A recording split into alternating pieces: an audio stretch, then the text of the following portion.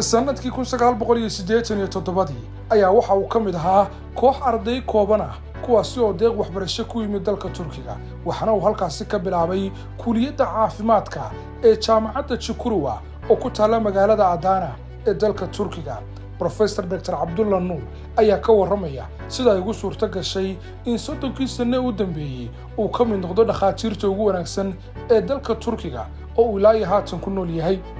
walaal aniga magaaladan waxaan imid 1987 waxaan imid inaan wax barto marka jaamacadda la yiraahdo Çukurova magaaladan ku taala kulliyadda caafimaadka ayaa bilaabay sanadkaas kadibna jaamacaddaas aan ka qalin jebiyey waa wadna dagaalkan ku jirnay oo ahayd inaan wax barano aan noqono dad ama qof dadkiisa iyo dalkiisa iyo dunida ba anfaca marka kulliyadda saas ugu qalin jebinay alxamdulillah rabbil caalamiin ka bacdina waxaan sameeyay imtixaankii oo takhasuskaan galay amaba post graduate-ka magaalada Izmir la yiraahdo ayaan aaday qaybtan waan hadda cudurrada aan ku takhasusay cudurrada gudaha qaybta infection ka ayaan halkaas haddana 5 sano kale wax ku soo bartay markaad wax baratid oo sidii la rabay aad hawshaada u qabatid haddee ilaahayna wuu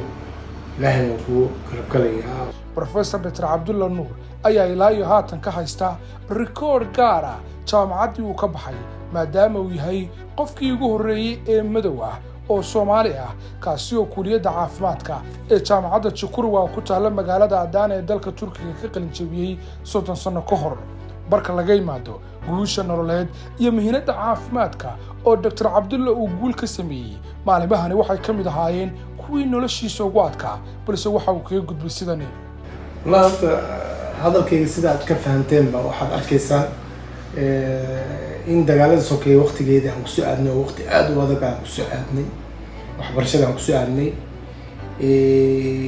waqtigaas hadde waxyaabo badan oo aan qabanay baa jirta lacag ma hayno hoy lama hayo waxyaabo badan oo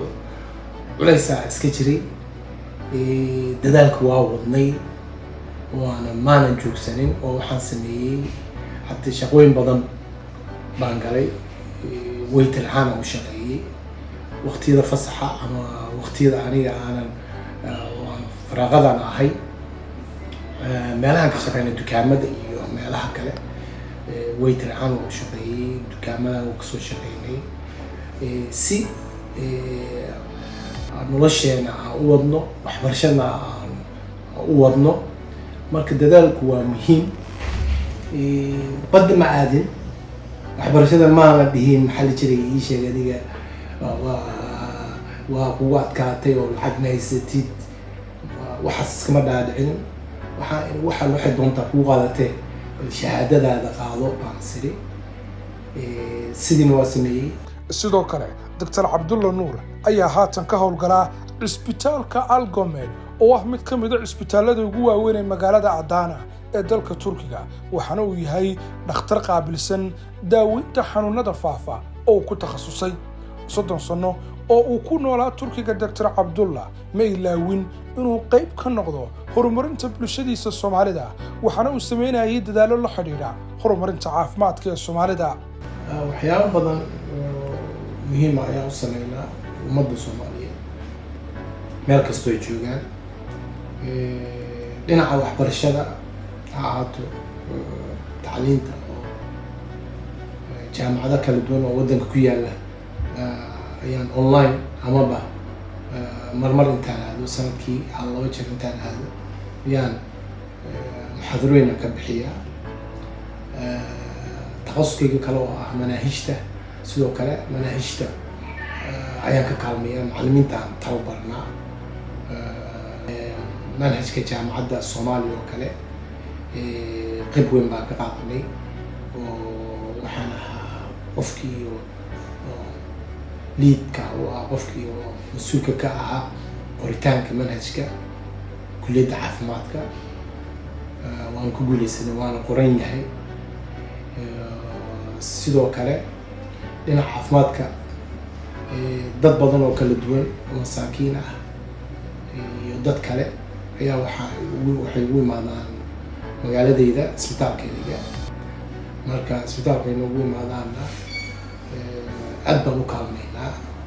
Farintani ayaa waxay tahay mid Dr. Cabdulla uu la wadaagay dhalinyarada asabuye waxoogaa waxaad la kulmaysaa dhibaatooyin yaryar waa la kulmaysaa waxaas macno ma lahan marka waxaan ku talinayaa mar walbaba inaad dadaashaan oo idan ka caajisin albaabka hadduu kaa xirma albaab kala furan kaas waa inaad raadisaa kaasna hadduu kaa xirma mid kalaad fiirinaysaa waxaan ka wadaa mar walba inaad dadaashid oo aadan istaagin oo tirahdid hawsha waa qaban karaa waxbarashadu waa muhiim tacliintu aad bay muhiim u tahay marka taladayda ugu weyn waxa weeye inaad dadaashid hawl kastoo adiga qabanaysid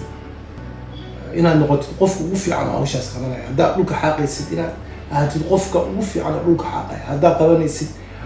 faryaamo iyo waxaas haddaad tahay qofka ugu fiican hawshaas qabanaya inaad ahaatid marka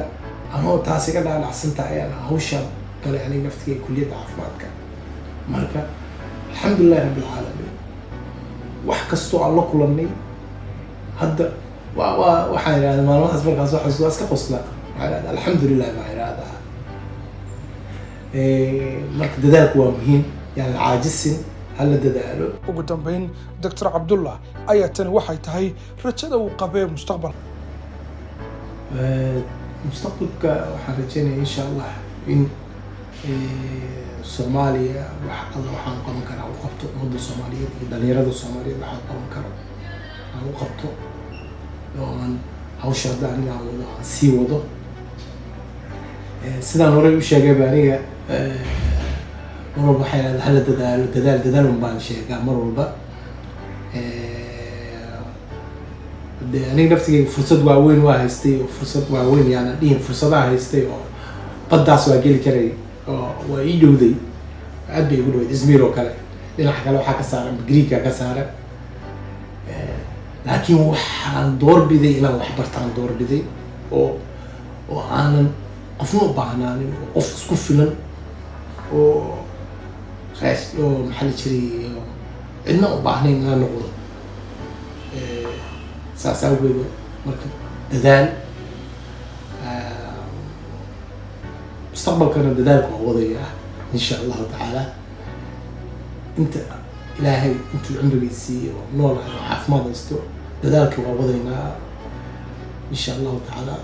soomaaliyana waxaan qaban karna u qabanaynaa. sheekada Professor Dr. Cabdulla Nuur Xasan ayaa waxaanu ka baran karnaa inaad samayn karto dadaal kaasi oo sababi kara xitaa inaad ka dhex muuqato bulshooyin kale oo dunida ku nool iyo inay muhiim tahay hal ku dhig ah hawada wada ku xidhna waa Yubshow lana socon muuqaal.